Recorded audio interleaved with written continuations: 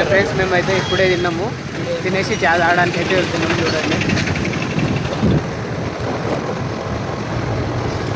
పోనీరా పోనీ పోనీ పోనీ.